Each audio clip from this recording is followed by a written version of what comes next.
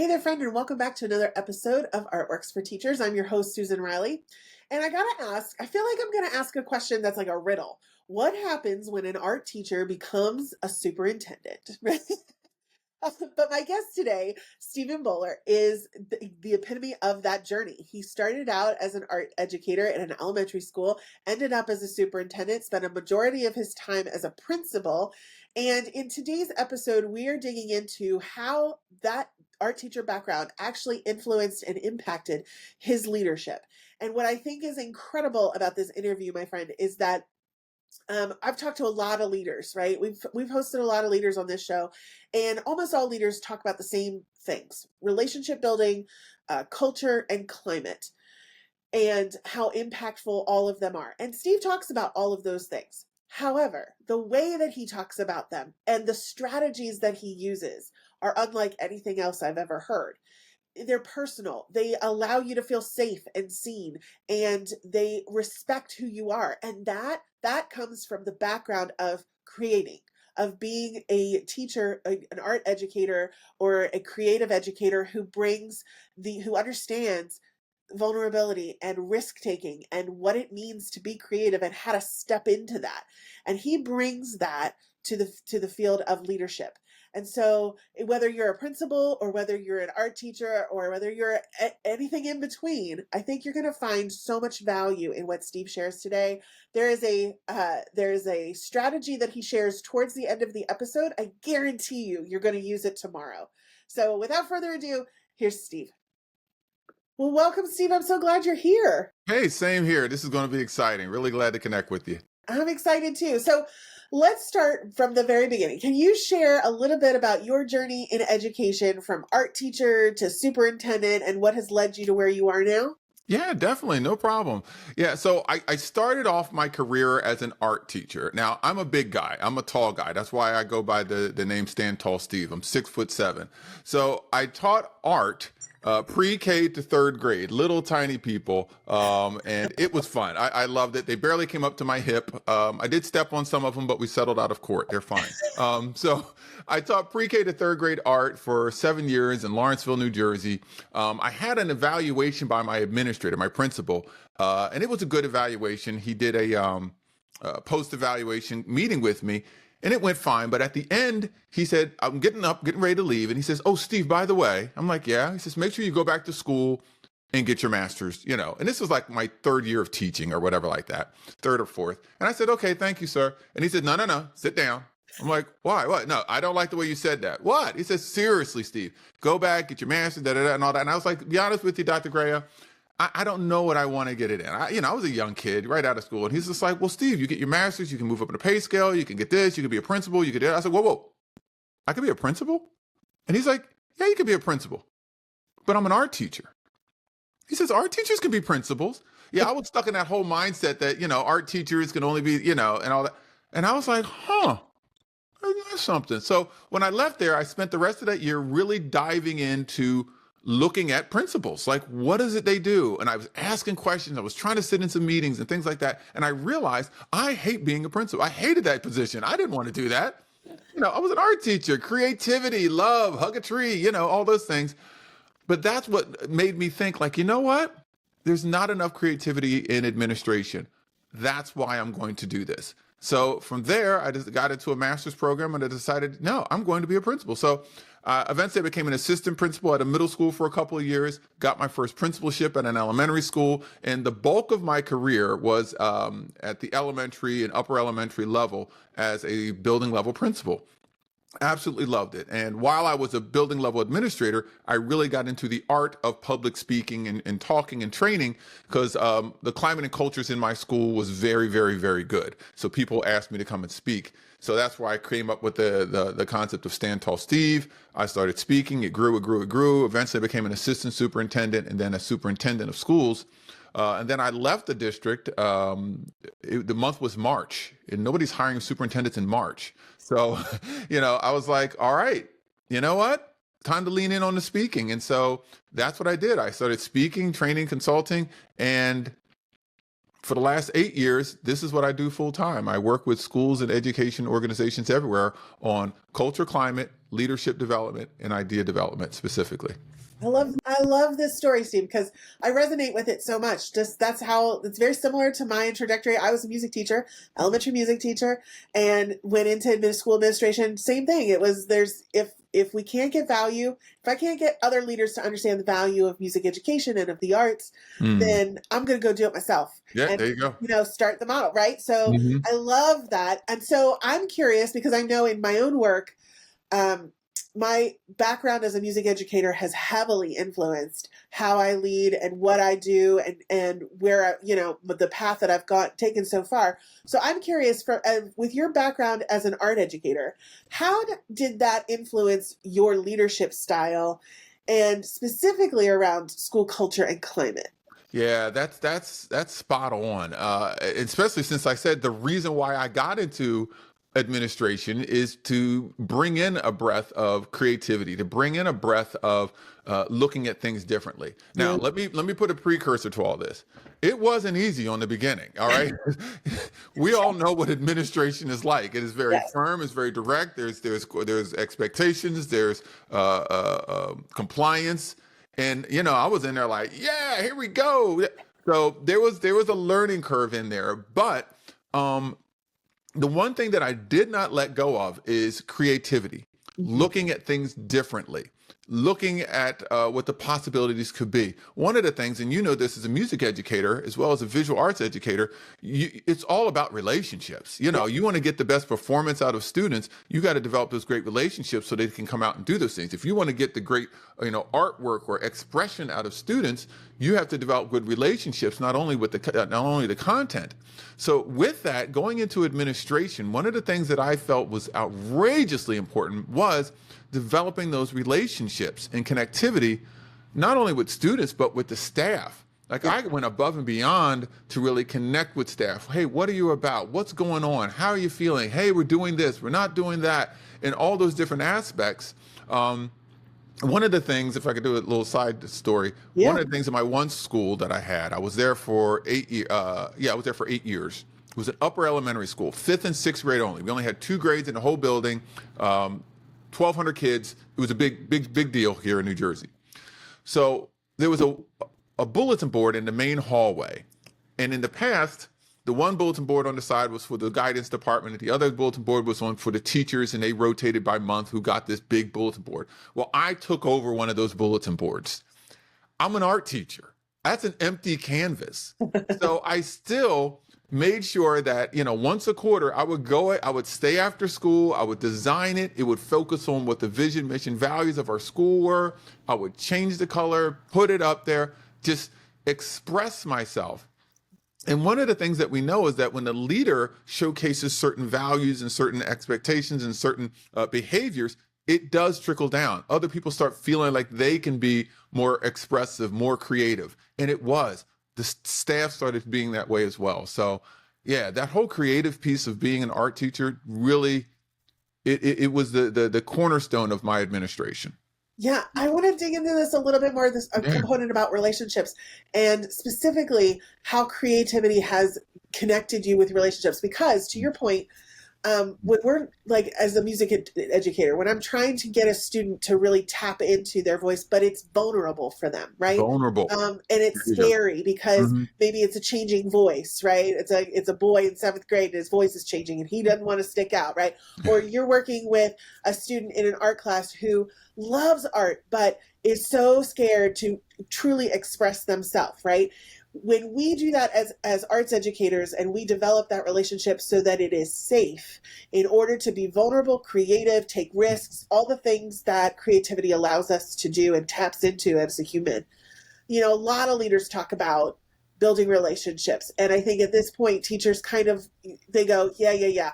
I work at building relationships, or my administrator says he wants to build relationships, but I don't see that in practice. So I would love, can you give some examples of how you built relationships in a way that your staff felt safe to be vulnerable and creative and take those risks, all the things that lead to incredible results in schools? Yeah, definitely. There are a few different things that I did as a school administrator. Number one thing that I did is I call the door method. Okay. And I think I don't even know where I got this from. Maybe it was just me. So a lot of administrators say, I have an open door policy, right? Come on in anytime, you know. And then when you get in there, rah, they rip their heads off, or I ain't, or what. So what I said to my staff was, look, I have a swinging door policy. If my door is wide open, come on in. Walk in, chat it up. I'll stop whatever I do. If my door is halfway open, stop off, check with my secretary. She'll check and see where we are. And of course, if my door's shut, please don't bother me. Don't even knock. And everybody respected that. Now they know they can, you know what I'm saying? It's like they can do a quick view real quick and see where I am, because sometimes when you're dealing with administrators, from a teacher's perspective, you don't know what you're walking into, right? Everybody, administrators, like, well, I'm fair to everybody. No, you're an emotional wreck, all right? So I use my door as a gauge. Sometimes, yes, I'm willing to talk to people, but I got so much going on in my head right now, I'm going to put my door a little bit halfway. That way my secretary can check in with me to make sure that my head's okay before somebody comes in, all right? And nobody took offense to that. That's feeling safe. That's a safe way of doing things. The other thing that I did is, and I think it's such a simple thing to do, but you have to do your morning stroll.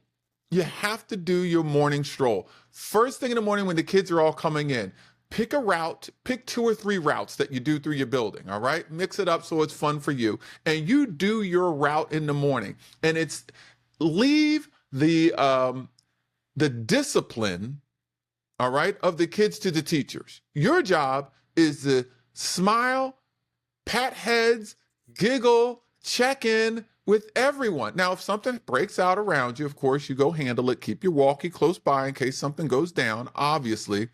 But my whole purpose in the morning was giggles and smiles, right? I'm going to go by and I'm saying hi to the students, but the teachers, I'm like, hey, how we doing? What was your weekend like? Everything good? Check you out in that blouse. You looking sharp. Hello, sir. How we doing today? I'm giggling and smiling with them just as much. They need to feel that sense of it's okay to talk to him kind of thing. It is okay to talk to him kind of thing, right? And have those small little conversations with them when they're doing something right and highlighting those things. That builds a sense of safety so that you can build those relationships and get the most out of them. Yeah, I love that, especially the small connections that you make along the way, right? It's not about the big gestures. It's not about, the big party that you throw once at Christmas every year or during the holidays, right? It's the little things. And so talk to me, you talk a lot about the power of small, consistent actions throughout time, right? So talk to me a little bit about how those small but mighty ideas can kind of take shape or make a difference in school culture. Okay, so the deal with culture is this. Let's first of all, let's define culture, because a lot of times people toss around the word climate culture, climate, and they don't even know what this is, right? They don't come on with this. Climate is the emotional state people feel when they enter a space. So when they come into the school, and I'm sure you've been in and out of a lot of schools, you walk in the door, you can instantly feel the negativity the second you walk in. You haven't even talked to anybody. And then there's other schools you walk in, it feels like Disney the second you walk in. So climate is the emotional state you feel when you enter a classroom, a building, an office, anywhere you go. You can feel that. Culture is nothing more than a fancy word for traditions. That's what culture really is. It's the traditional things that happen over time, again and again and again and again and again and again. So when we talk about small little things that are being done to help with the culture, these are the things that need to be done again and again and again and again. And then when you're done, you do it again and again and again and again, and then over and over. So that's why in some schools you have a negative culture, because there's these negative things that keep happening over and over and over and over again, as opposed to seeing the positive things. So those small little things that can be done consistently by the administrator, by the teacher, by everyone, is making sure that you're checking in with everyone on a consistent basis. That's why I said that walk around, that route you do every single morning that you can, you do that route. It becomes a part of the culture, becomes a part of that good feeling, because the culture creates the climate. The consistency creates the feeling. All right. So therefore, you need to do those tiny little things. Faculty meetings. When I have a faculty meeting, the teachers actually came up with this one. It's something called faculty flowers. So if every time we have a faculty meeting, my secretary, who lived relatively close to the school, during her lunch, she would run out and grab a bouquet of flowers, or she would bring a bouquet of flowers in, cheapo ones from the grocery store, $10, right? Right. So we have our faculty meeting. Outside of the faculty meeting, we would open up the flowers and lay them on a table, all opened up. As teachers came into the faculty room, they would pick up a flower if they so chose.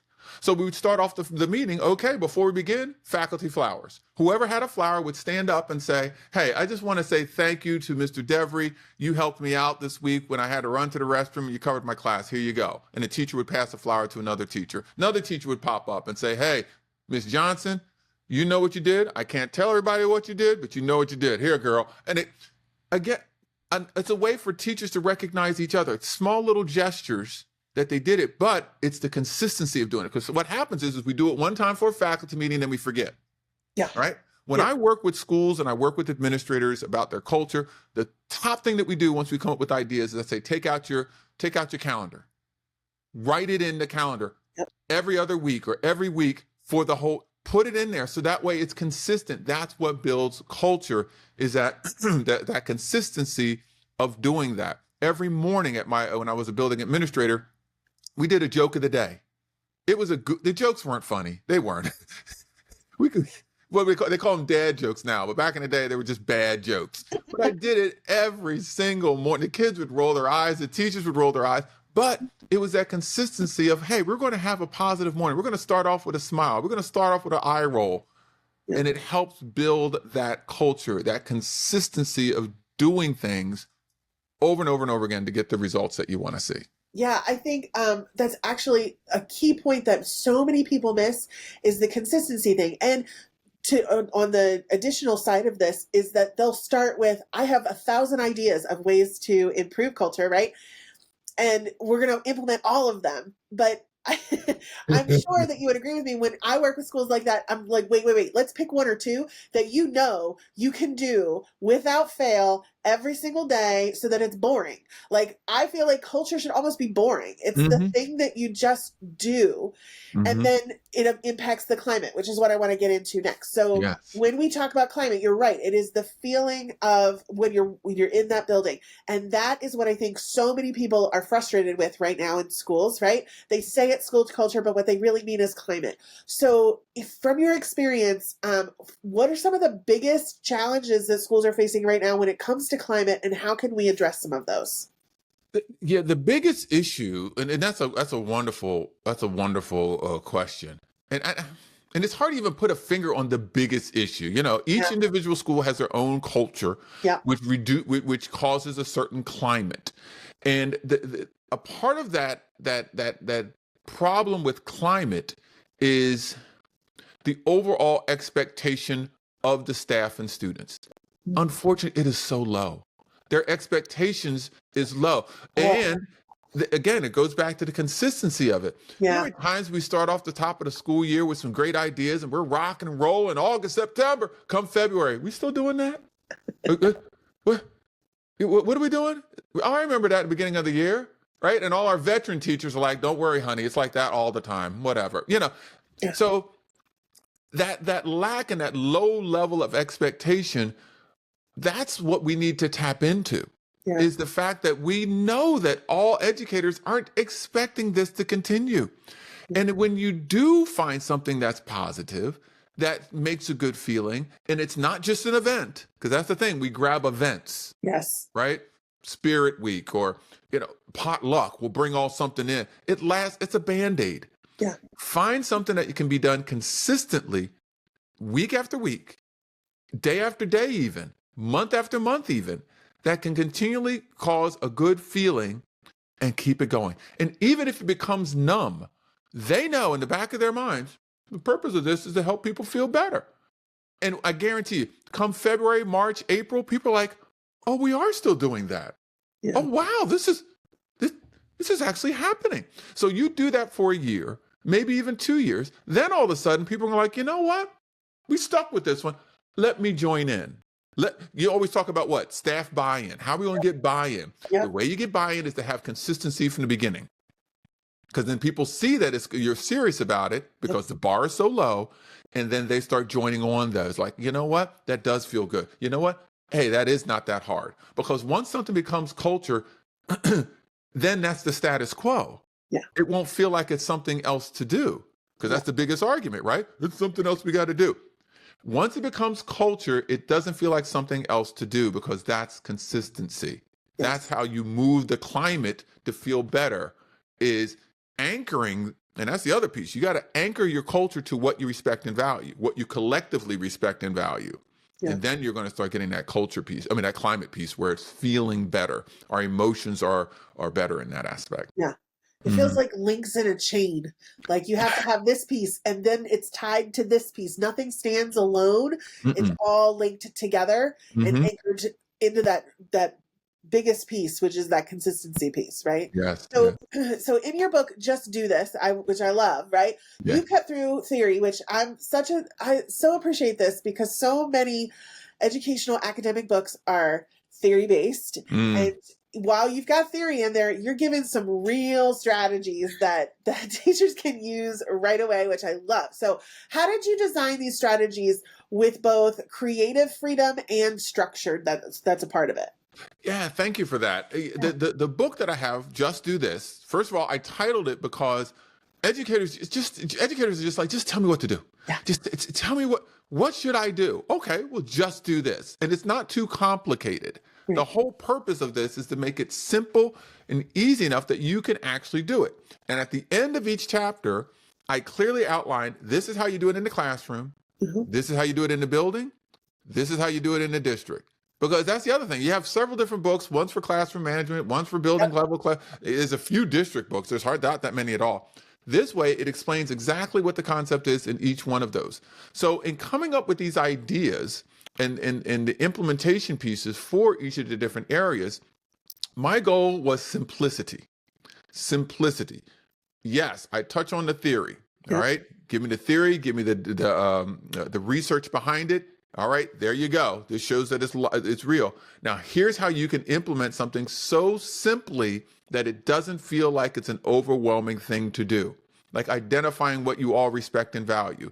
Here's a list of words. Everybody pick one. That's what we respect and value collectively. Are we all in agreement? Yes. Boom, ready to go. It's just, I want everything in there to be able to be read, implemented by the next day within 2 to 3 days longest, right?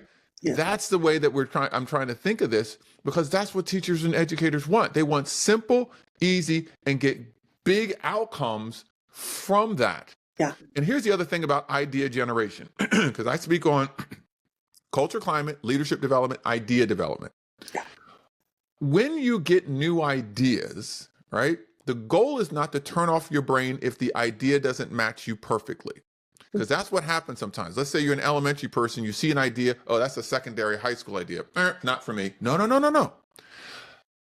Looking at new ideas generates new ideas, right? So when you're looking at a new idea, in the book, Just Do This, I pop in a ton of those little ideas. Even if it doesn't fit you perfectly, it should generate a new idea that could fit you differently. The goal is to get your mind in the idea track, so that you're popping. I mean, it feels good to come up with new ideas to figure out how to do those things. So that's what I was trying to do within that book, is not only connect the theory, make it very simple that you can implement with 2 to 3 days max, and generate the idea process in the brain so that you can come up with additional ideas quickly. Yeah. The mindset piece is so important, because I see that all the time, right? Like we'll share ideas, or even in conference sessions, somebody will say, oh, that's an elementary strand or that's a secondary strand. I don't care. Give me the idea so that I can then take it and make it mine. Yeah. And so if you had to pick maybe 1 or 2 of your favorites from that book that you feel like would have the biggest impact for teachers who are listening, what would they be? Okay. All right. There's 2 different things. All right. It's called, the first one is reduce, not eliminate. All right. Reduce, not eliminate. Now, this isn't even an idea. This is we talk about mindset. Yeah. All right. In education, we have issue, problems, and concerns, right? We do. They're everywhere. Issue, problem, concern, a variety of different things that are going on. And whenever we have issue, problems, and concerns, what do? We put together a committee. That's what we do.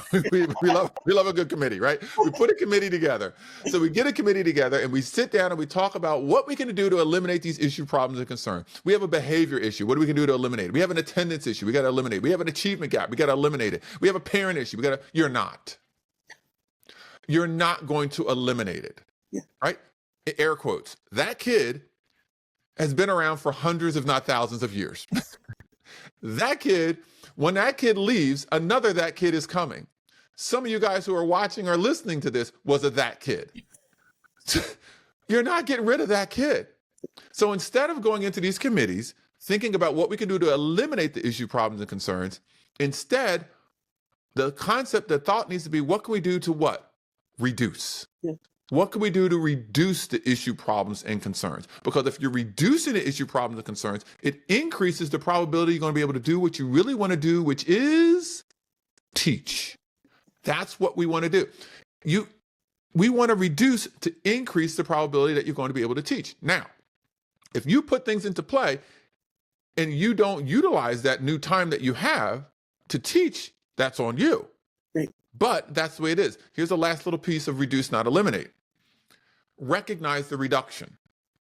Recognize the reduction. A lot of times we put things into play to reduce it, but then we don't even recognize the fact that it's reduced. Yeah. Stevie's running out of the classroom. He's elementary, runs out of the classroom 7 times a day, right? Like he's just always run out of the classroom. We put things into play. Now Stevie runs out of the classroom 4 times a day. What does the teacher do? Well, he's still running out of the classroom. He's still disrupting. No, but it's reduced. Yeah. If you're not recognizing the reduction and utilizing that time, now we got a problem. So that's the first concept, right? Reduce, not eliminate. It's a mindset. Mm-hmm. Second concept is called daytime DJ voice, nighttime DJ voice. Mm-hmm. All right? So let's think about when you listen to the radio. If you listen to the radio, the DJ on the radio, I still listen to the radio. I know a lot of people stream things, but I still listen to the radio. So the late night DJ voice, what does that sound like? Mellow, soft, smooth, right? This is Big Steve on the radio, y'all. Back up and listen to this, right? Smooth and mellow. Now, let's flip it over to the daytime DJ, or better yet, even morning daytime DJ voice. What's that like? Hyped up, yeah, over the top. Hey, this is Big Steve in the morning. Everything's going great. Hey, the weather, over the top, right? So we have the two voices. Nighttime, smooth, mellow, smooth. Daytime, whoop, whoop, hyped up, energetic. Here's the thing. I believe in education, a lot of times we're using these voices backwards when we're talking to kids. Student does something you don't like, something that goes against what you respect and value. Hey, get over here. What are you doing? How many times do I have to tell you? Listen to me. That's your daytime DJ voice for something negative. Student does something right, does something that you respect and value. Good job. Keep it up. Hey, way to go. Yeah. That's your nighttime DJ voice for something good. No, that's backwards. It's backwards. Student does something that you respect and value, something good. Hey, there you go. Look at you. So proud of you. Whoop, whoop. Student does something you don't respect and value, something wrong. Hey, get over here. Let's have a talk. What are you doing? The only time you should use a daytime DJ voice for something negative is for safety reasons. You need to get their attention right away. Yeah. But after that, you bring it down to the lowest emotional level. We have it backwards, y'all. We talk about relationships, building connections with students, building connections with others. Think of your tone. A lot of times we don't think about that. I don't care if it's pre-K to 12th grade. Kids love to see adults get hyped up. Why are they only seeing you get hyped up over negative things? Those are the kind of concepts that I'm utilizing in the Just Do This book. It's theory, but yet it's also practice of utilizing those concepts. Oh, that's so powerful. What you just shared, so powerful. Why are they only seeing us get hyped up about negative things? Right there. Mm-hmm. We could spend an entire podcast on just that, Steve. Before we head out, though, I want to just thank you. First of all, I loved learning from you today. I will use the DJ voices for sure. That's going to be so applicable. But beyond that, I just want to thank you for everything that you've done in education and continue to do to support teachers and educators across the board. Where can people find you, stay in touch, and bring you out to support them? Hey, I appreciate that so much. Yes. Go to my website, stantallsteve.com. I'm Stan Tall Steve. You go, Instagram, Stand Tall Steve. Facebook, Stand Tall Steve. LinkedIn is Stephen Bollar, but you type in Stand Tall Steve, you'll find me, and that's what it will be. You can get me there. My books on Amazon. You can go there, put Steve Bollar, Stand Tall Steve in there. All my books will pop up. I'm really excited. We have some fun things that are coming up with what I do. Number one. In December, I'm connecting with Innovative School Summit in San Antonio, and we're doing a 3-day. Is called the Just Do This Climate and Culture Boost Camp. So it's a boost camp. If schools, teams, teachers, educators come, and we are going to realign your culture climate. You will walk out with a blueprint to boost your climate and culture. It's going to be absolutely wonderful. Go to my website, standtallsteve.com, or check Innovative School Summit. And I also provide something called Within Our Ranks. It is training for educators who want to speak professionally. If you ever are a K-12 educator, you want to speak, train, and consult, you just don't know what to do, go to withinourranks.com, and we provide training to help educators get there and do that. I love it, because we need more of those educators out there, right? Yeah, We got to spread that word. That's it. Steve, thank you so much for joining us today. I really appreciate it. And thank you for everything that you've done. I appreciate it so much. This was fun. This was great. Thanks for putting the good word out there for everyone. Of course.